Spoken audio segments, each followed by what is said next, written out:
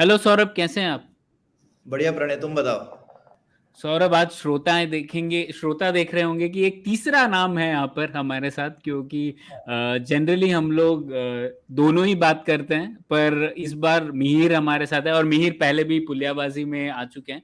और हम लोग आज बात कर रहे थे, सौरभ आपने तो देखा ही होगा, वो आजकल काफी न्यूज में आ रहा था। वो WHO ने एक रिपोर्ट निकाली है कि कोविड से कितनी जानें गई भारत में।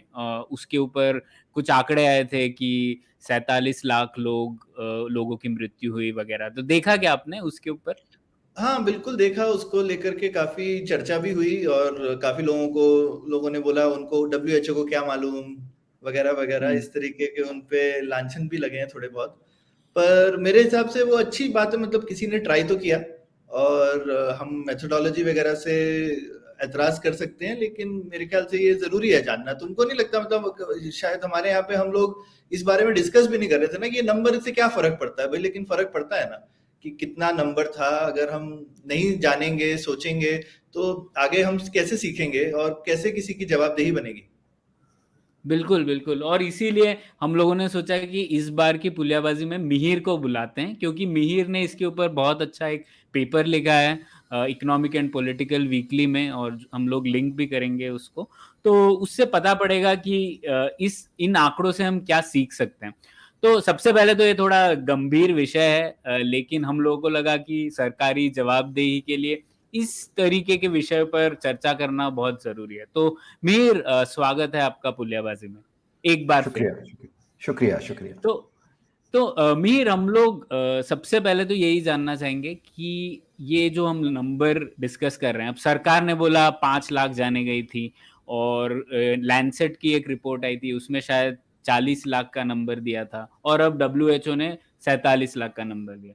तो आप सबसे पहले तो हम लोग यही बात कर सकते हैं, ये नंबर क्यों डिस्कस करना है? कुछ लोग कह सकते हैं कि क्या फायदा, जो होना है वो हो गया, और जो जाने जानी थी वो तो चली गई, वापस नहीं ला सकता है वगैरह वगैरह। तो सबसे पहले वहीं पे शुरू करते हैं। आप क्यों इतनी रुचि रख रहे हैं? आप क्यों अपना काम छोड़ के इसमें घुस रहे हैं और इतना स्टडी कर रहे हैं? देखिए, ये बहुत बहुत इम्पोर्टेंट सा सवाल है। इसके बारे में मैं ये कहना चाहूँगा पहले तो कि पिछले दोनों 2 सालों में हम लोग सारे ही लोग काफ़ी समय घर पे बैठे हैं कि बीमारी हमारी वजह से ना फैले। काफ़ी हद तक इकोनॉमिक एक्टिविटी जैसे रोज़गार है, उसमें काफ़ी बाधा आई, जिसकी वजह से लोगों को काफ़ी मुश्किलात का सामना करना पड़ा।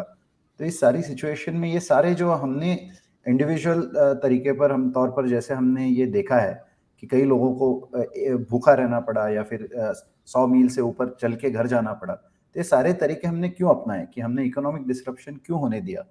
तो वो इसलिए होने दिया कि हमारे देश पर कोविड का कम से कम असर हो, और असर यही है कि लोगों की जान जा सकती है। इस बीमारी का कोई इलाज नहीं था 2 साल पहले, और कोई अंदाजा भी नहीं था ये कितना जोर से फैलता है और कितने जल्द से जल्द लोग इससे अफेक्ट हो सकते हैं। तो अगर हमने 2 साल पहले से लेकर अब तक जो भी मास्क पहने हैं, हाथ धोए हैं बार बार, या फिर घर पे बैठे हैं, या फिर अस्पताल की कमी महसूस की है, या फिर कई कई चीज़ ऐसे हमने इग्नोर किए जो हमेशा उसके ऊपर ध्यान देंगे।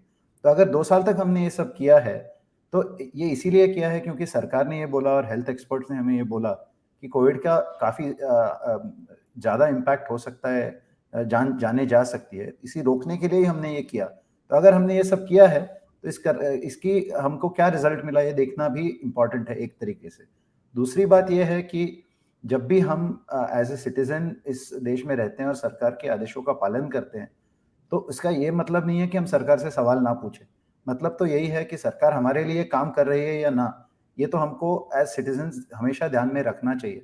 तो मैं समझता हूँ कि जो भी काम सरकार ने किए, लॉकडाउन किया, वैक्सीन दिलाए, या फिर दूरी रखने के लिए काफ़ी मैसेजिंग किया, स्टेट बॉर्डर्स बंद कर दिए, कई सारी चीज़ें जो हुई, तो हमको ये अकाउंटेबिलिटी भी पूछनी चाहिए कि हाँ, ये सब हमने किया, तो क्या इसका नतीजा अच्छा आया, कि क्या भारतीय लोग बचे इस महामारी से? बिल्कुल। और इसका कोई एब्सोल्यूट सवाल नहीं है। उससे एक ये भी पता चलता है कि शायद कई कई जगहों पे हम देख सकते हैं कि हमने अगर ये 4 चीज़ें करी तो इससे क्या असर हुआ, और किसी और ने अगर कोई दूसरी 4 चीज़ें करी तो उससे क्या असर हुआ। आई मीन ये कोई ना तो पहली महामारी है जो आई है ना आखिरी होने वाली। तो हम लोग इससे जितना सीख लें उतना अच्छा है, क्योंकि आगे भी कुछ ना कुछ ऐसा तो नहीं है कि इसके बाद में कभी कुछ नहीं होगा। तो जितने हम लोग सजग रहें, जितने हम लोग लेसन्स ले सकें, इतनी बड़ी घटना हुई और उसके बाद में हम लोग ने कुछ इससे अगर सबक नहीं सीखा तो फिर हमारा दुर्भाग्य है।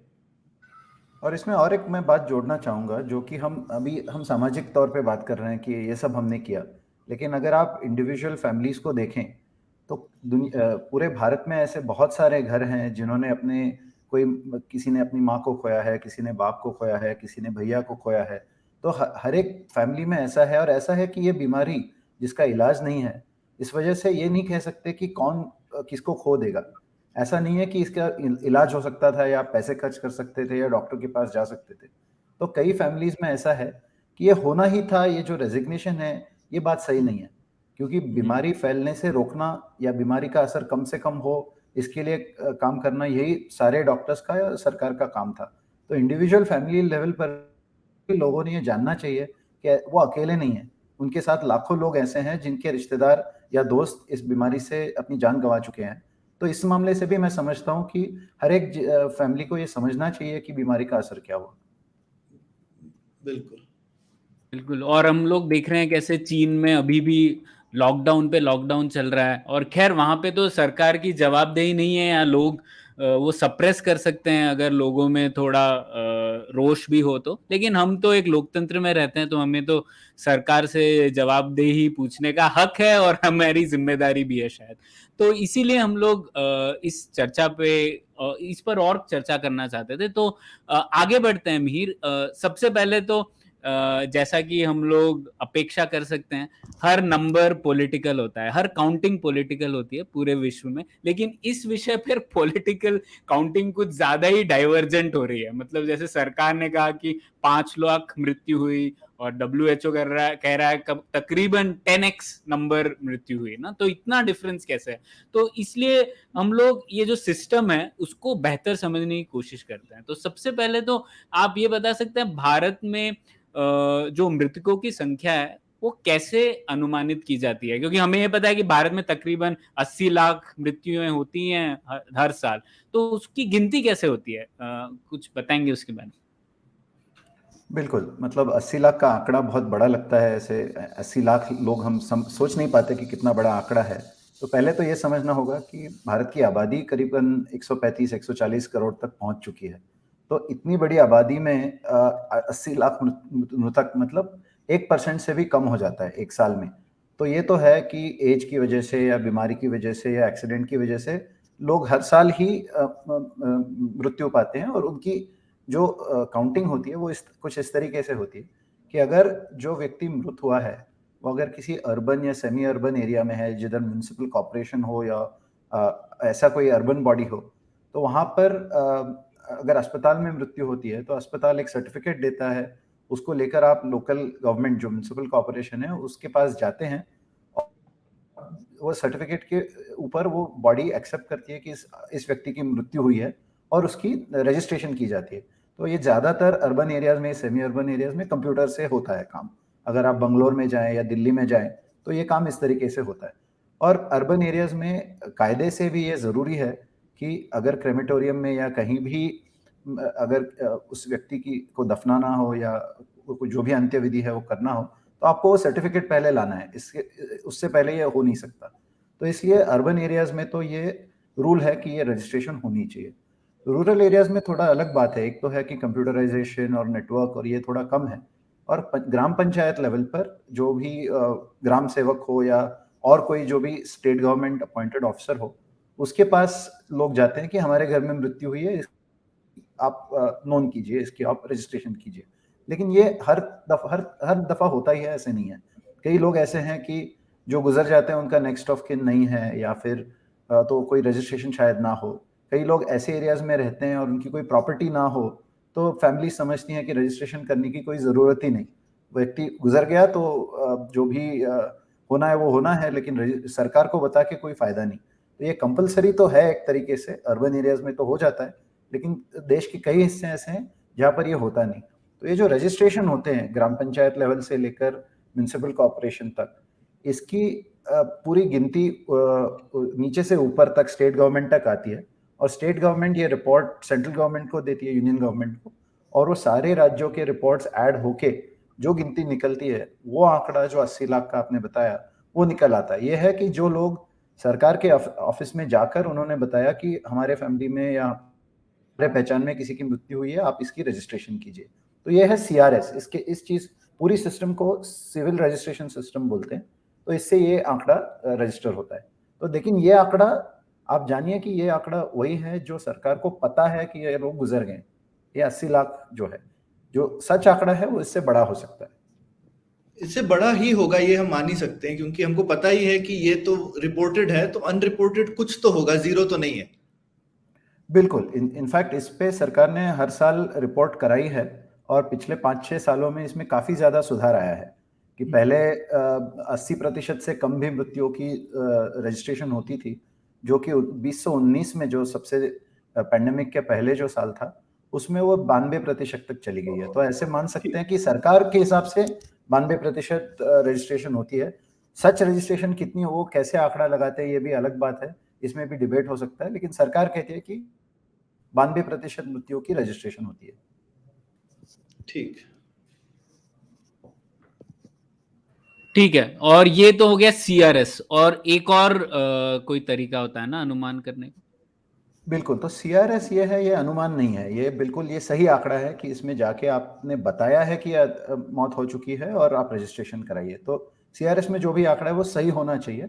वो काफी हद तक कभी कभी बदलता है, क्योंकि मौत की रजिस्ट्रेशन 3 महीने बाद हो सकती है, या फिर कभी कभी कोई स्टेट्स का आंकड़ा बाद में जो रिपोर्ट करेक्शन कराते हैं उससे बदलता है, ऐसे होता है। लेकिन टोटल कितनी मौतें हुई, इसके लिए सरकार का एक अलग सिस्टम है, ये सर्वे की बेसिस पे होता है कि कई लाख फैमिलीज का, मेरे अगर मैं गलत ना हूं तो 8 लाख घरों में, household 8 lakh household survey किया जाता है हर साल, और वो 8 लाख घरों में सवाल पूछा जाता है कि क्या इस साल में आपके घर में किसी की मृत्यु हुई है। तो अगर ये या फिर बर्थ भी हुई है, ये बर्थ एंड डेथ दोनों का सर्वे होता है। तो अगर बर्थ हुई है तो बर्थ की आंकड़ा गिना जाता है, डेथ हुई है तो वो आंकड़ा गिना जाता है। और ये जो 8 लाख घर है, तो उनके हिसाब से 8 लाख घर ये पूरे देश का एक रिप्रेजेंटेशन मानते हैं, और उनका जो आंकड़ा आता है उसके बेसिस पर गणित का इस्तेमाल करके बोलते हैं कि अगर इन 8 लाख घरों में इतना हुआ है तो पूरी आबादी में कितनी मौतें हुई होंगी। तो ये SRS वाला आंकड़ा है, जिससे वो 92% निकलता है। ठीक है, समझ गए ये। तो शायद वो SRS से जो नंबर होता होगा वही वो डिनोमिनेटर रहता होगा 92% कैलकुलेट करने के लिए। बिल्कुल, क्योंकि बिल्कुल सही, बिल्कुल सही। ठीक है। हाँ। ओके, तो ये हम लोगों को समझ में आ गया कि आम तौर पर किस तरीके से हम लोग नंबर गिनते हैं, और सरकार कह रही है कि 2019 तक 92% जो थे वो सिविल रजिस्ट्रेशन सिस्टम में हम लोग नोट कर रहे थे। ठीक है, तो अब आगे बढ़ते हैं, अब कोविड पर आते हैं। तो सरकार ने कहा कि तकरीबन 5 लाख मौतें हुई 1.5-2 साल में। तो उन्होंने, सरकार ने कैसे अनुमान लगाया, उनकी क्या नीति थी ये असाइन करने की कि ये जो मृत्यु हुई है ये कोविड-19 की वजह से हुई है? बिल्कुल। इसमें आप जानिए कि जब भी अस्पताल में किसी की मृत्यु होती है तो डॉक्टर को कंपलसरी है कि उसमें वो लिखे कि किस वजह से इस व्यक्ति ये व्यक्ति की मृत्यु हुई है। अगर कोई गुजर गया है कैंसर की वजह से तो लिख सकते हैं कि कैंसर था, या हार्ट अटैक की वजह से तो हार्ट अटैक लिख सकते हैं, या फिर कोई ऐसे अननोन रीजन, या एक्सीडेंट विक्टिम है, कोई रोड एक्सीडेंट से आया है तो लिख सकते हैं एक्सीडेंट से हुआ है, या कोई भी अलग वजह हो सकती है। तो कोविड के मामले में यह है कि सरकार ने डॉक्टरों को गाइडेंस दिया हुआ है कि अगर किसी व्यक्ति की मृत्यु इस पर्टिकुलर एक कारण से होती है तो आप कोविड कह सकते हैं। जैसे कि डॉक्टर्स कोविड का निदान कैसे करते हैं, वो देखते हैं कि या तो RT-PCR टेस्ट कराते हैं या फिर एंटीजन टेस्ट कराते हैं। अगर टेस्ट उपलब्ध हो तो वो टेस्ट अगर पॉजिटिव आता है तो मान लेते हैं कि इस व्यक्ति को कोविड हुआ है। अगर वो टेस्ट के बाद कुछ ही दिनों में या कुछ हफ्तों में उस व्यक्ति की मौत हो जाती है और उसमें सिम्टम्स दिखते हैं कि लंग्स इन्फेक्शन हुआ है, जो भी कोविड के हैं, तो डॉक्टर उसमें लिख देता है कि ये मृत्यु कोविड की वजह से हुई है। उसके अलावा और भी है कि अगर टेस्ट नेगेटिव आता भी है, फिर भी डॉक्टर को लगता है कि पैटर्न देख के ये कोविड से हुआ है, कि सीटी स्कैन में आपको लंग्स भरे हुए दिखाई दे रहे हैं या जो भी है, तो भी डॉक्टर लिख सकता है कि कोविड से मृत्यु हुई। लेकिन सरकारी गाइडेंस जो है कि इस कारणवश आप लिख सकते हैं कोविड से मृत्यु हुई है, तो डॉक्टर लिख सकता है। लेकिन अगर वो कारण मीट ना हो या फिर किसी व्यक्ति की मौत हो जाए डॉक्टर को मिलने से पहले या टेस्ट होने से पहले, तो डॉक्टर ये तो लिख नहीं सकता। मौत जब हो जाती है उसके बाद तो ये टेस्टिंग और इससे तो होने से रहा। तो इस वजह से सरकारी जो भी आंकड़ा है, जो 5 लाख का आपने कहा, वो 4,81,000 है पूरा साल 2020 और 2021 2 साल मिला के 4,81,000, जो अब तक करीबन 5,40,000 के पद तक पहुंच गया है आज की तारीख में। तो ये जो 4,81,000 है, इसमें कहीं ना कहीं एक आरटीपीसीआर रिपोर्ट है, कहीं ना कहीं एक सीटी स्कैन है, कहीं ना कहीं कोई और डॉक्टर का दस्तावेज है जिससे ये जाना जाता है कि ये कोविड से मौत हुई है। तो इसमें क्या प्रॉब्लम है?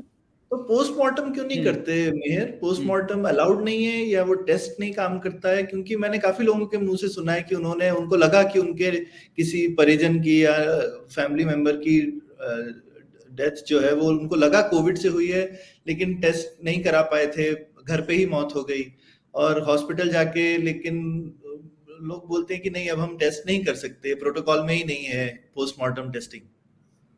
देखिए, इसके बारे में मैं साइंटिफिक रीज़न और एडमिनिस्ट्रेटिव रीज़न दोनों नहीं जानता, लेकिन एक बात आप समझ सकते हैं कि कोविड की जो वेव आई थी, जो वेव हम कहते हैं, कि काफ़ी हद तक ऐसे रहता है कि कुछ हद तक सरकारी अस्पताल या प्राइवेट अस्पताल में जाके आप टेस्टिंग करा सकते हैं, लेकिन जब संख्या बहुत ज़्यादा बढ़ जाती है, जो आप कहते हैं कि कर्व फ्लैटनिंग जो हमने कहा था, वो कर्व अगर फ्लैटन नहीं होती, बहुत ज़्यादा तादाद में 1 हफ्ते में, 1 महीने में ऐसे पेशेंट्स आते हैं, तो हमारे देश में सुविधा ही नहीं है। जैसे कि कई ज़िले ऐसे हैं पूरे कंट्री में, जिन ज़िलों में एक भी आरटीपीसीआर मशीन ही नहीं है। अगर मशीन ही उपलब्ध ना हो, तो आप टेस्ट कैसे कराओगे? ये पहली बात है। तो आरटीपीसीआर ये तो मतलब हमको लगता है कि सस्ता नहीं है। 800 रुपया तो बंगलोर में उसका चार्ज होता है, और उसकी मशीन और मशीन ऑपरेटर्स, उनकी भी सैलरी पकड़ के आप अगर कॉस्ट लगा लें, तो काफ़ी महँगा होता है। तो कई बार ऐसा है कि आपकी शहर में, आपके गाँव में अगर उपलब्ध ही नहीं है, तो आप टेस्ट कैसे कराओगे? और जो दूसरा एंटीजन टेस्ट जो कहते हैं, वो टेस्ट तो उपलब्ध था ही नहीं कई महीनों तक। और आप, अगर आपको याद होगा, तो अप्रैल से लेकर जुलाई 2021 में बहुत हमने समाचार देखे कि लोग अस्पताल जा नहीं पा रहे हैं, बेड नहीं मिल रहा, ऑक्सीजन नहीं मिल रहा। तो उस टाइम में टेस्ट मिलना भी मुश्किल था। तो तब जब मौत होती है, तो मौत के 2 दिन बाद डॉक्टर, तभी उनका फोकस ये होगा कि जो अस्पताल में एडमिट है उनको बचाएं, ना कि कोई जो मर चुका है उसकी टेस्टिंग कराएं। ठीक ठीक। और टेस्ट पहले कम भी थे, ये तो तुम्हारी बात ठीक है मेयर, कि बस टेस्ट ही नहीं है अगर, तो आप फोकस करना चाहते हैं टेस्ट बचाने के लिए। लगता है कि ये काउंटिंग वगैरह तो ठीक है, बाद में किसी तरह से कर लेंगे ना, कोई उस समय डॉक्टर का तो फोकस नहीं है आंकड़ा कलेक्ट करना। बिल्कुल बिल्कुल ठीक, और ठीक बात भी है, उनके काम नहीं है। और मीर ये भी है ना कि फर्स्ट वेव में और शायद सेकंड वेव में भी एक तो डर भी था ना कि किसी जिसको कोविड हुआ है, कई लोगों को ऐसा फियर भी था कि हम लोगों को भी हो जाएगा। तो उस वजह से भी एक कारण है कि शायद कुछ टेस्ट नहीं हुए होंगे। लोग यही सोच रहे होंगे कि अब जो हो गया सो हो गया, क्यों करना है ये डिटरमिन, टेस्ट करा के डर क्यों फैलाना है बेसिकली। हाँ। बिल्कुल, कई हद तक ऐसे हुआ है। कई हद तक जैसे कि जो टेस्ट सैंपल कलेक्ट करने के लिए जो व्यक्ति आता है, उनको पूरे पीपीई की ज़रूरत होती है कि उनको कहीं ट्रांसमिशन ना हो जाए डिजीज़ का। तो ये भी शुरू में नहीं था, पहले वेव में स्पेशली नहीं था, कई हद तक अभी भी नहीं है। तो ये तो काफ़ी कारण है अलग-अलग, लेकिन बात तो ये है कि टेस्ट कम हुए, रिजल्ट्स कम आए, और इसके ऊपर सरकार के जो गाइडलाइंस थे, वो पूरे गाइडलाइंस मीट करना ये भी मुश्किल है। ये भी हो सकता है कि अस्पतालों में कई हद तक दबाव आया होगा किसी प्रकार से, कि आप कम दिखाएं टेस्ट, या ऐसे भी हो सकता है। तो ये तो हमको मालूम नहीं, लेकिन सारी कहानी इस सारी कारणों से जुड़ी हुई है। ठीक है। मीर, आपको ये पता है क्या दूसरे देशों में सरकारों ने कैसे गिनती की है कोविड-19 से मृत्यु की? अलग है क्या इससे? ज्यादातर मतलब ऐसे है कि जो आप समझ लें कि वेस्टर्न कंट्रीज आप अगर देख लें, तो उनकी भी मौत की जो आंकड़े हैं, वो WHO ने जितना एस्टिमेट किया है उससे कम ही है। कहीं 10% कम है, कहीं 20% कम है, कहीं 40% कम है। ऐसे नहीं है कि WHO के आंकड़े सिर्फ भारत के लिए ज्यादा हैं, काफी देशों, दुनिया के ज्यादातर देशों के लिए ज्यादा है। इसमें दो चीजें हैं। एक तो टेस्टिंग की इंफ्रास्ट्रक्चर, जो RT-PCR मशीन है या जो टेस्ट है, उसकी अवेलेबिलिटी काफी वेस्टर्न कंट्रीज में कम से कम 2020 में थोड़ी कम थी, लेकिन 2021 में तो अच्छा खासा बन गया था उनका इंफ्रास्ट्रक्चर। तो ये एक बात है। दूसरा है कि जो सरकार की जो गाइडलाइंस हैं, वो गाइडलाइंस डॉक्टर्स जितना फॉलो करते हैं, तो उनको जो इक्विपमेंट अवेलेबल है उस हिसाब से वो कर सकते हैं। और शायद डॉक्टरों को थोड़ा ज़्यादा उनको इंडिपेंडेंस है वहाँ पर कि आप मौत कोविड से हुई है लिखने का। ये बात तो बिल्कुल पूरे तरीके से मालूम नहीं मुझे, लेकिन हर सरकार की गाइडलाइंस अलग है। तो जो जितनी स्ट्रिंजेंट होगी, जितना आप एविडेंस लाएं तो ही कर सकते हैं, तो उससे कोविड मौतें कम काउंट की जाएंगी। जितनी कम स्ट्रिंजेंट होंगी उससे ज्यादा। बिल्कुल। और शायद ये भी एक इनमें से इतने सारे आपने कारण बताए, एक और कारण ये भी हो सकता है कि RT-PCR टेस्ट पर एक प्राइस कैप भी था, और ऐसा भी नहीं था कि सरकार खुद, क्योंकि प्राइस कैप लगाया तो सरकार खुद से RT-PCR मशीन प्रोक्योर कर रही है और जगह जगह लगा रही है, शायद ये संभव भी नहीं है। तो लेकिन उसकी वजह से भी प्राइवेट एंटरप्राइज ने सडनली इंक्रीज तो नहीं किया होगा RT-PCR इंफ्रास्ट्रक्चर, तो शायद वो भी एक छोटा सा कारण हो सकता है अंडर काउंटिंग का। इनफैक्ट ये बहुत बड़ा कारण है। इनफैक्ट ये बहुत बड़ा कारण है कि जब इतना वेव में आता है, बीमारी इतना जोर से, इतना तेज फैलता है, तो टेस्टिंग इंफ्रास्ट्रक्चर पूरा ही बंद हो जाता है। मतलब अवेलेबिलिटी होती ही नहीं है। आप कितनी भी कीमत देने के लिए राजी हो, आपको टेस्ट मिलेगा नहीं, क्योंकि उनके पास इतना ज्यादा बैकलॉग है। तो ये तो बिल्कुल हुआ है। ठीक है, तो ठीक है, फिर सरकार ने कहा, जो आपने कहा 4,81,000 नंबर दिया था पहले, और फिर जब ये लैंसेट वाली रिपोर्ट आई और फिर ये WHO वाली रिपोर्ट आई, तो सरकार की आलोचना ये थी कि देखिए ये जो रिपोर्ट हैं ये काफी सारे अलग अलग कारकों को जुड़ा के एक नंबर दे रहे हैं। तो सरकार ने जैसे कहा कि आप जर्नलिस्ट की जो रिपोर्ट्स हैं उन्हें ले रहे हैं, कहीं आप न्यूज़पेपर रिपोर्ट्स हैं उसको कंबाइन कर रहे हैं। तो सरकार बोल रही है कंसिस्टेंट नहीं है जो ये नंबर दे रहे हैं वो, और इस वजह से सरकार ने ये दोनों नंबर को खारिज कर दिया। तो आप क्या कह रहे हैं, आपका क्या मानना है इस बारे में? देखिए, इसमें मतलब पहले तो मैं ये बात साफ करना चाहता हूँ कि मैं स्टेटिस्टिकल एक्सपर्ट नहीं हूँ, लेकिन मैंने सारे स्टडीज़ काफ़ी हद तक पढ़े हुए हैं। तो इसमें कुछ बातें ऐसी हैं कि पहले तो ये 2 ही रिपोर्ट नहीं है, ऐसी करीब करीब 8 या 9 रिपोर्ट आई हैं दुनिया भर से, जिसमें अनुमान लगाया गया है कि हर देश में कितने लोगों की मौतें हुई होंगी। जैसे लैंसेट की जो रिपोर्ट आप कह रहे हैं, वो सिर्फ इंडिया के लिए नहीं है, वो पूरी दुनिया के लिए है। और दुनिया के जो बड़े देश हैं उनमें हर राज्य के लिए अलग अलग उसमें नंबर है। मतलब भारत के लिए भी कर्नाटक के लिए अलग से आंकड़ा दिया हुआ है, या यूपी के लिए अलग से दिया हुआ है। तो ये बात है कि 7 या 8 रिपोर्ट ऐसी है जिसमें ये भारत के लिए जो आंकड़ा है, जो कहते हैं एक्सेस डेथ्स या अधिक मृत्यु। तो पहले तो हमको 2 चीजें समझनी चाहिए कि जो 4,81,000 जो सरकार बोल रही है, वो सरकार मानती है कि इन लोगों की मृत्यु कोविड से हुई, जैसे हमने देखा, रीजन पता है इसलिए। लेकिन जो 47 लाख WHO कह रहा होगा, या लैंसेट जो 40 लाख का आंकड़ा ले रहा है, वो ये नहीं कह रहे कि ये लोग कोविड की वजह से ही मरे हैं। वो सिर्फ ये कह रहे हैं कि अगर इस साल में कोविड बीमारी नहीं होती, अगर ये साल पिछले साल जैसा ही होता, 2019 जैसा, तो 40 लाख लोग, या 2020 और 2021 मिला के, तो WHO का है कि 2020 में करीबन 8 लाख ज्यादा मृत्यु हुई है, और 2021 में 39 लाख, 39 लाख। तो ये WHO का कहना ये है कि ये जो अधिक मृत्यु है, ये अगर नॉर्मल ईयर होता, नॉन पैंडेमिक ईयर होता, तो जितनी होती उससे 8 लाख ज्यादा है, या उससे 39 लाख ज्यादा है। तो ये WHO नहीं कह रहा कि कोविड की वजह से मरे। तो पहले तो सरकार इस मामले का काफी हद तक इंफॉर्मेशन ऐसे हो रहा है कि हम जो कह रहे हैं वो कोविड वाले डेथ्स हैं, ये जो कह रहे हैं ये आंकड़ा 9 गुना ज्यादा है, लेकिन इसमें तो कोविड की कोई इंफॉर्मेशन नहीं है। लेकिन WHO ये कह रहा है कि हो चुकी है तो आपको ध्यान देना चाहिए कि क्यों हुई है। शायद ये हो कि कोविड से हुई ना हो, लेकिन अस्पताल कोई जा नहीं पाया इसलिए मर चुका हो, लेकिन मृत्यु तो मृत्यु है। हमको देखना चाहिए कि हमारा हेल्थ इंफ्रास्ट्रक्चर कोलैप्स हुआ। तो ये पहली बात है। दूसरा है कि आपने जो कहा कि थोड़ा डेटा, CRS का डेटा कोई राज्य से लिया हुआ है, या कहीं जर्नलिस्ट से लिया हुआ है, या कहीं सर्वे से लिया हुआ है, तो इसमें यह कहना चाहूँगा कि ये जो भी स्टडीज़ आए हैं, ये करने वाले लोग काफ़ी पढ़े लिखे जाने माने लोग हैं, जो मौत इस सब्जेक्ट का ही स्टडी करते हैं। जैसे कि साइंस में जो पेपर आया है उसमें झा करके जो ऑथर हैं, अमेरिका स्थित हैं, वो तो कई सालों से मौतें कैसे होती है हर एक देश में और कितनी होती हैं, किस वजह से होती है, इसी की अभ्यास करते हैं। तो इनको पता है कि हर देश का डेटा कैसे होता है, इसको कैसे इकट्ठा करना है, इसको कैसे जोड़ना है, इससे अनुमान कैसे लगाना है।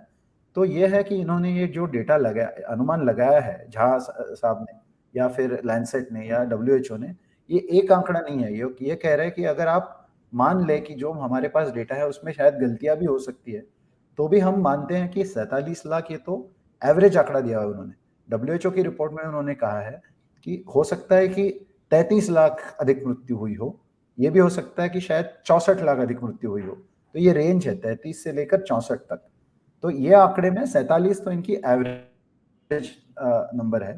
तो ये कह रहे हैं कि हम गलत कर सकते हैं, हमारे डेटा सोर्सेस में गलतियां हो सकती है, कहीं बायस हो सकता है, कहीं और डेटा मिल जाए तो शायद ये थोड़ा कम होके नैरो रेंज हो जाएगा। तो ये मानते हैं कि इसमें गलत हो सकता है एजम्पशंस की वजह से या डेटा की वजह से, लेकिन चाहे कितनी भी इसमें एरर्स निकले या फिर तो भी 33 से लेकर 64 तो इन्होंने रेंज दिया हुआ है। वैसे ही लैंसेट वालों ने भी रेंज दिया हुआ है। तो ये रेंज ही ऐसा है कि ये सरकारी आंकड़े से 6 या 8 गुना बड़ा है। इसमें बहुत इम्पोर्टेंट आपने वो चीज बोली कि बेसिकली जो ओवरऑल अप्रोच है वो ऑलमोस्ट सबका सेम है कि एक नॉर्मल ईयर में हमारी कितनी डेथ्स होती हैं ये हमारे पास है, और हम देखना चाहते हैं कि ये जो हमारा महामारी का साल है इसमें कितनी डेथ हुई, और हम जो उसमें एक्सेस जो अधिक मृत्यु हुई उनको काउंट कर रहे हैं। और वो अधिक मृत्यु कोविड की वजह से डायरेक्टली हो सकती है, इसलिए भी हो सकती है कि लोग घर में रहे, डर गए, खाना नहीं मिला, या फिर उनको बीमारी थी वो हॉस्पिटल नहीं जा पाए किसी वजह से, बहुत वजहों से हो सकती हैं। लेकिन इसमें ये भी चीज छुपी है कि बहुत सारी वजह कम भी हो सकती हैं, जैसे लोग बाहर नहीं निकले तो एक्सीडेंट्स कम हुए, तो वो चीजों की वजह से मौतें कम भी हुई क्योंकि लोग सड़क पे ही नहीं थे। हिंदुस्तान में दुनिया की सबसे ज्यादा एक्सीडेंट मौतें होती हैं, लेकिन रोड एक्सीडेंट्स ऑब्वियसली नहीं होंगे क्योंकि रोड पे लोग ही नहीं थे, है ना। लेकिन ये उन सब चीजों का घटा बढ़ा करके जो भी एक्सेस नंबर है ये वो नंबर कैलकुलेट करने की कोशिश है। बिल्कुल। और कोशिश ऐसे है कि इनका सारों का डेटा सेम नहीं है। कुछ लोगों ने और भी अलग तरीके से अनुमान लगाया, जैसे अरविंद सुब्रमण्यन है जो कि पहले भारत सरकार के एडवाइजर रह चुके हैं। उन्होंने अनुमान लगाने के 3 तरीके जताए हैं। उनमें से एक तरीका ये है कि कोविड की इन्फेक्शन फेटालिटी रेट क्या है, कि अगर किसी व्यक्ति को इन्फेक्शन हो जाता है तो अगर 100 व्यक्ति को इन्फेक्शन हो जाता है तो लगभग 1 या 2 व्यक्ति या 1.4 व्यक्तियों की मौत हो सकती है। ऐसे दुनिया भर में एवरेज ऐसे पाया गया है, क्योंकि इसका कोई इलाज नहीं है और सारे इंसान ही हैं, तो मरने की जो जेनेटिक प्रोबेबिलिटी थोड़ा बहुत फर्क हो सकता है, लेकिन सारे इंसान हैं तो ज्यादा फर्क नहीं होता। तो इन्होंने फेटालिटी रेट लिया है और अनुमान लगाया कि कितने लोगों को इन्फेक्शन हुआ होगा। तो उन दोनों की मल्टीप्लिकेशन करके भी आप अंदाजा लगा सकते हैं। तो अंदाजा लगाने के बहुत सारे तरीके हैं। तो इसमें से एक जो आप कह रहे हैं कि जो मौतों की जो रिकॉर्ड्स हैं, पार्शियल रिकॉर्ड्स, उससे अंदाजा लगाएं, लेकिन और भी तरीके हैं। बिल्कुल। तो और फिर आप देख सकते हैं कि आप एक 4 तरह से अनुमान लगाएं। अगर कहीं कुछ एक जैसा समझ में आ रहा है तो आपका अनुमान सही डायरेक्शन में तो है at least. Hey, it's been another great week on the IVM Podcasts Network. On The Habit Coach, Ashton delves into the power of meditation with spiritual guide Swami Purna Chaitanya. On Misconduct, Raghavi and Nisha tell us the story of Neha Verma, who killed 3 women in cold blood. On Cyrus Says Cock and Bull, Cyrus, Puneet, Utsav and Antariksh talk about the Tamil Nadu woman who disguised herself as a man for 36 years to avoid sexual harassment. On The Longest Constitution, Priya takes a look at the contest between private, commercial and constitutional interests. And on Big Talk about tiny humans, Devi Shobha and Meghna tell us how we can raise awareness about child sexual abuse. We've got some exciting news for you. IVM Podcasts has just launched its merch and our first line is out now. Head to the IVM Podcasts website and click on the shop tab to check out our first collection of t-shirts. Do follow us on social media. We are IVM Podcasts on Twitter, Facebook, Instagram and LinkedIn. And remember, if you're enjoying this show or any of our other shows for that matter, please do tell a friend. Don't forget to rate us on any platforms you're listening on. You can also check us out on YouTube. We are also doing a small listener survey to better understand how you respond to our shows and advertising on the network. We would really appreciate if you could spare a few minutes to fill it. It helps us build better shows for you. And finally, we would like to thank our sponsors this week: SBI Life Insurance, Jupiter, a digital banking app, and Capgemini. Get the future you want. तो उसी पर आते हैं एक और अनुमान लगाने का तरीका जो मिहिर और सारंग उन दोनों ने मिलकर किया था। तो आपने एक पेपर लिखा है, उसके ऊपर चर्चा करते हैं। और मिहिर, मुझे इंटरेस्टिंग ये लगा कि इंश्योरेंस का डेटा जो आपने प्रयोग किया है उसका, और उससे आपने अनुमान लगाया, और आपका अनुमान शायद WHO के एस्टिमेट से काफी मेल खाता है। लेकिन मुझे ये जानना था कि अभी तक इंश्योरेंस का डेटा लेके किसी ने ये स्टडी क्यों नहीं की थी भारत में? आपको ये थोड़ा अटपटा सा नहीं लगा? हाँ बिल्कुल, इसमें दो चीज़ें हैं। एक तो शेखर के साथ मैंने ये काम करा था, शेखर साठे के साथ। तो इसमें दो चीज़ें हैं कि पहली बात तो ये है कि भारत में जो अधिक मृत्यु का अनुमान अगर आप लगाना चाहते हैं, तो पहली बात तो आपको मालूम होना चाहिए कि कितनी मृत्यु हुई है। तो 2020 में कितनी मृत्यु हुई 2020 में, इसकी इन्फॉर्मेशन भारत सरकार ने मई के पहले हफ्ते में शायद 3 मई को रिलीज की थी। तो इसके पहले तो सरकार से कोई ऑफिशियल फिगर ही नहीं था, कि आपको पता ही नहीं था कि सरकार कितना मान रही है। तो आप अधिक मृत्यु कितनी है इसका अंदाजा नहीं लगा सकते। जो पहले की जो पेपर्स हैं वो सब कह रहे हैं कि जो 2019 था या 2020 जितना फोरकास्ट था, प्रोजेक्टेड था, उससे ज्यादा हम बोल रहे हैं। लेकिन अभी यह है कि 2020 का ऑफिशियल आंकड़ा आ चुका है, तो आप इससे कंपेयर कर सकते हैं। दूसरी बात है कि इंश्योरेंस का जो डेटा है वो उसमें काफ़ी ऐसे लैग होता है।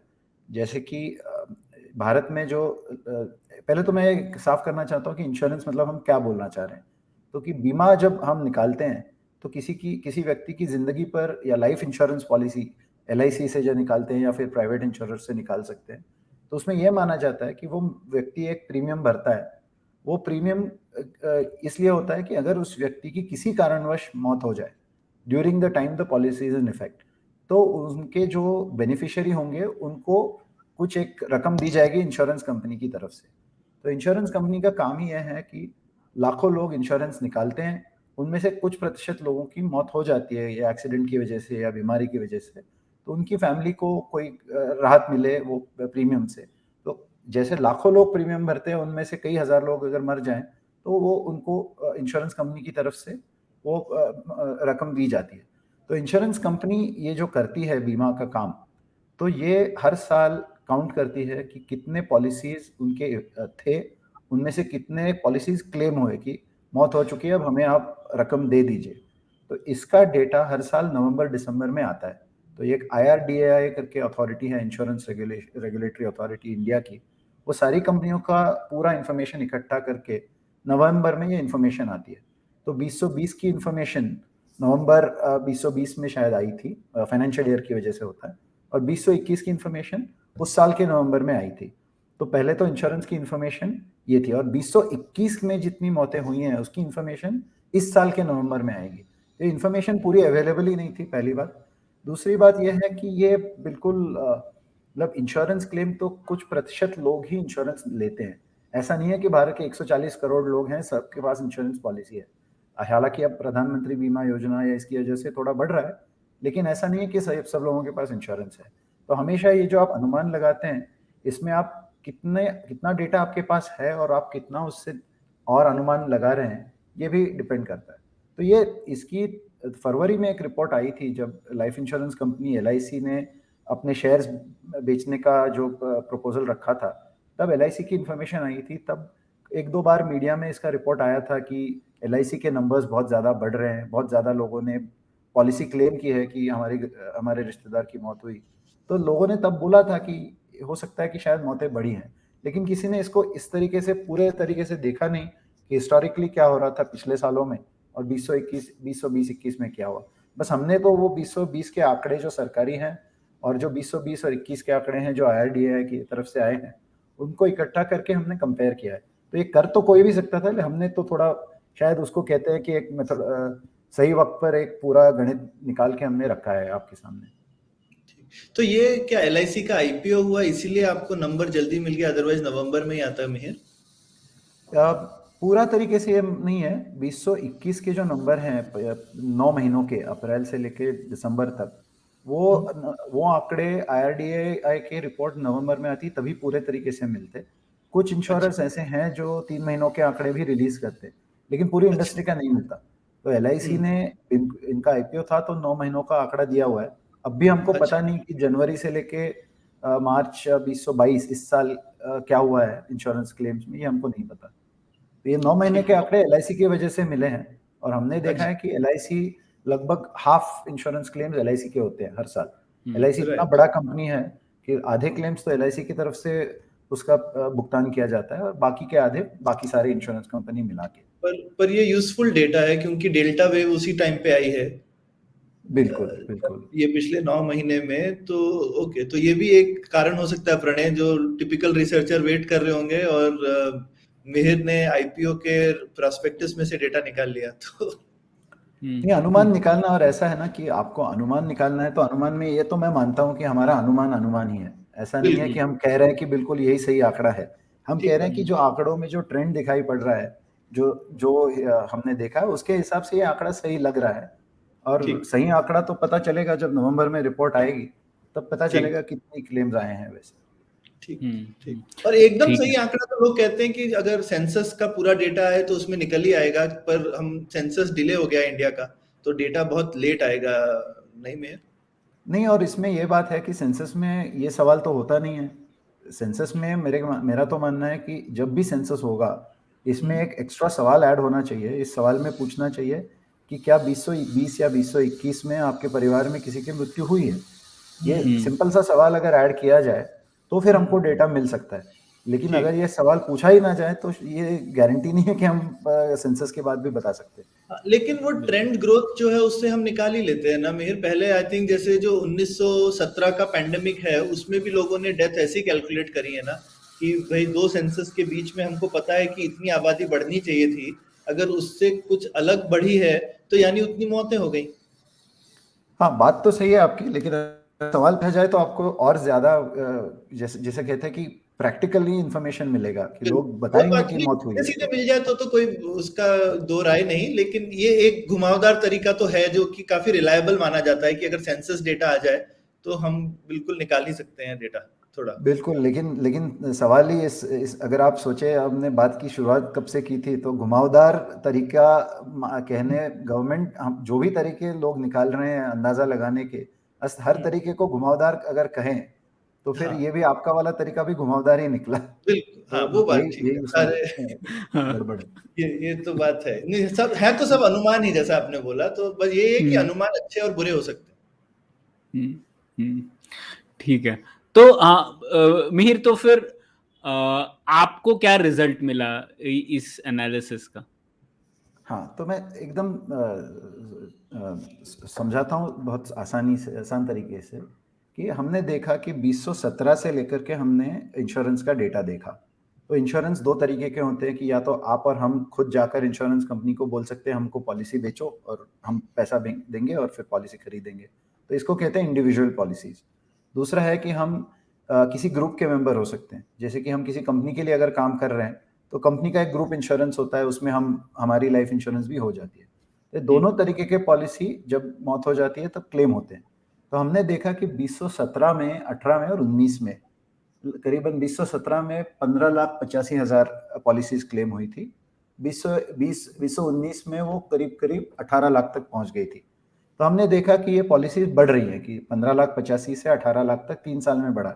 लेकिन उसी दौरान जो सरकार ने जो CRS डेटा के मुताबिक कितनी मौतें हुई हैं ये बोला था, वो भी 64 लाख से लेकर 76 लाख तक पहुंच गया था।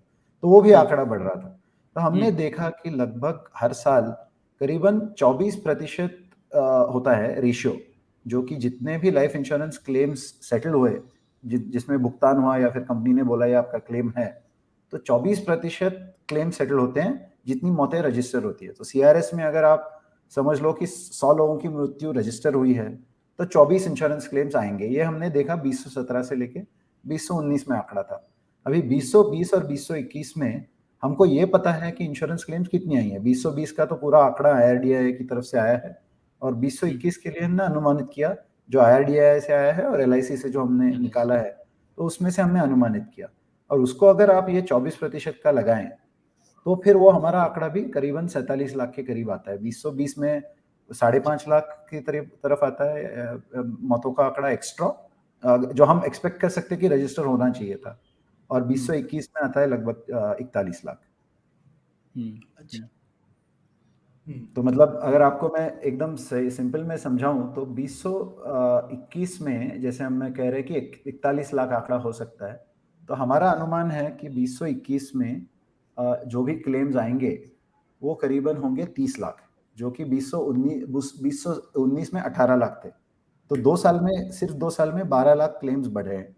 ये जो 30 लाख हम कह रहे हैं उसमें से करीबन 17 लाख क्लेम्स ऑलरेडी आ चुके हैं, जो कि LIC और IRDAI ने बोल दिया है कि 17 लाख क्लेम्स हमारे पास ऑलरेडी आ चुके हैं। हम कह रहे हैं कि पूरा डेटा जब उपलब्ध होगा नवंबर में, तब तक 30 लाख हो जाएगा।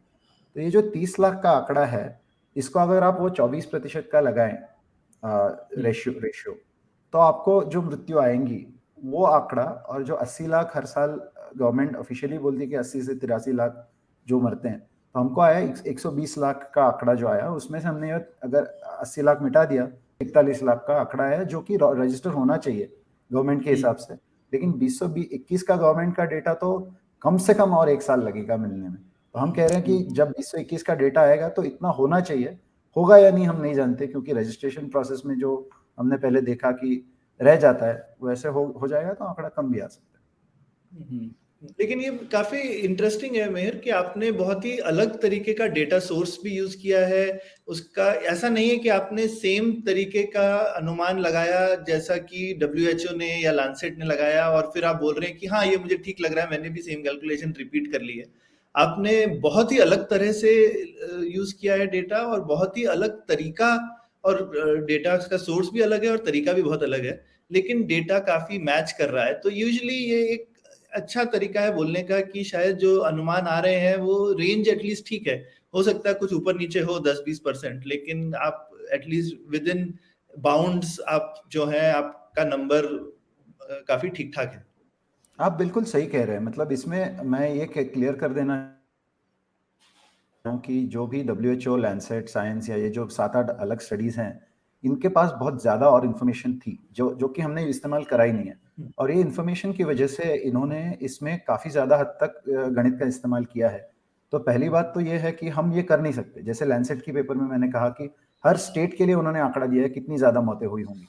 उत्तर प्रदेश में कितनी, कर्नाटका में कितनी, महाराष्ट्र में कितनी, गुजरात में कितनी, इसका अलग अलग आंकड़ा दिया हुआ है। ये तो हमारी मेथड से हम कर नहीं सकते, क्योंकि इंश्योरेंस डेटा में स्टेट वाइड इन्फॉर्मेशन नहीं है।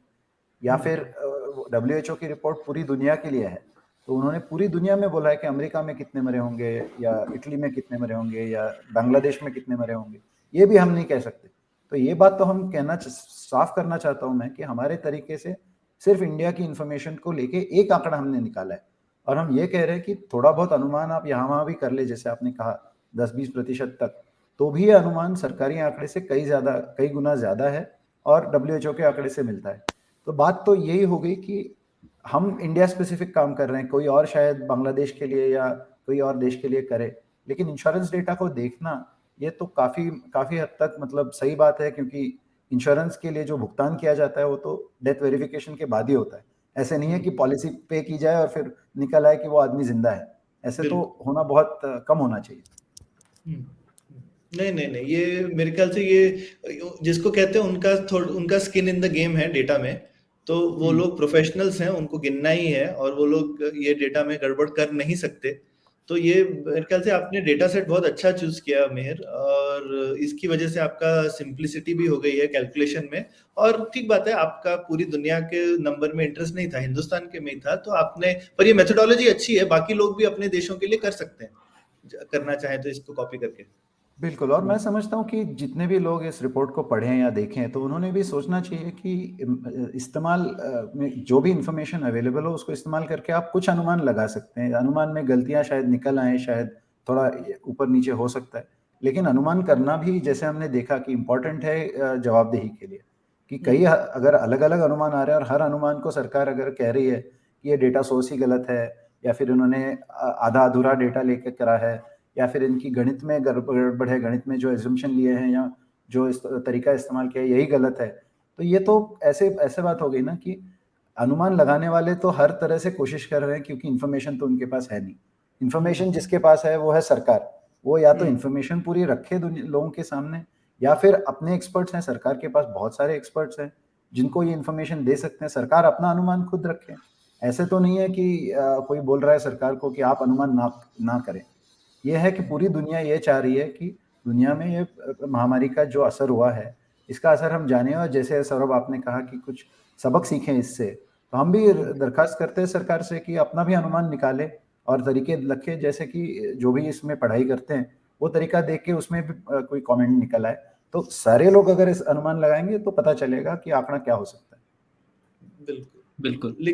लेकिन कुछ 8 से 10 गुना तो मतलब बहुत ही भयावह नंबर है, पर ये इससे कम तो, और मेरे ख्याल से जो लोग अपने हिसाब से भी अंदाजा लगा रहे थे, वो कोई भी, आप किसी से भी पूछेंगे तो मुझे नहीं लगता कि ये 4-5 लाख का नंबर कोई भी हिंदुस्तानी अपने दिल में मानता है। जिसने भी ये बुरा काल देखा है वो सब जानते हैं कि ये नंबर बहुत बड़ा है, लेकिन शायद कितना बड़ा है ये किसी के दिमाग में नहीं आ रहा था।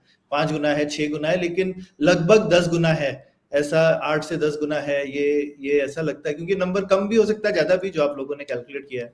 दोनों पॉसिबिलिटीज हैं। हो सकता है कि बहुत ज्यादा मौतें अनइंश्योर्ड सेगमेंट में हुई हो, तो ये कम हो सकता है, शायद ज्यादा, मतलब ज्यादा हो सकता है, कम तो नहीं हो सकता। ऐसा बोलना ठीक होगा क्या मिहिर? मैं कमेंट नहीं करना चाहता, क्योंकि डेटा बहुत ही कम था। मतलब मैं ये कहना चाह रहा हूँ कि हमारी मेथड इतनी सिंपल है कि हमने तो कोशिश करी है कि जितने भी इसके क्रिटिसिज्म हो सकते हैं कि ये आपने देखा नहीं या वो देखा नहीं है, उसको एड्रेस करें। ये हो सकता है कि गणित में कहीं ना कहीं कोई अजम्पशन शायद गलत निकल आए थोड़ा सा, लेकिन मैं मानता ज़रूर हूँ कि जो हमारा आंकड़ा 47 लाख का है वो WHO से मिल रहा है या फिर लैंसेट से मिल रहा है, साइंस से मिल रहा है, ये एक्सीडेंट नहीं है। ये यही है कि किसी भी, कोई भी अगर फिनोमिना, कोई घटना घटती है, उसको अलग अलग तरीके से आप देख सकते हैं, और जिस भी तरीके से आप देखें, उस घटना का सच तो सामने निकल आना है। ऐसे नहीं है कि सच सामने नहीं निकल आएगा। ऐसे नहीं होगा कि बिल्कुल ही आपका गलत नतीजा निकला हो। तो मैं मानता हूँ कि ये बाकी स्टडीज को हमारा थोड़ा उसको सपोर्ट करता है कि आप किसी और डेटा सोर्स से भी देखें तो भी आपको लगभग वही आंकड़ा आ रहा है। तो यही उसकी शायद यूटिलिटी यही है कि हर एक तरीके से आपको इस घटना को देखना चाहिए। ठीक, बिल्कुल ठीक है। तो बहुत बहुत शुक्रिया मिहिर, ये काफी अच्छा योगदान है इस डिबेट में, और जैसा कि सौरभ कह रहे थे, शायद दूसरे देशों के लिए भी ये तरीका फायदेमंद हो सकता है।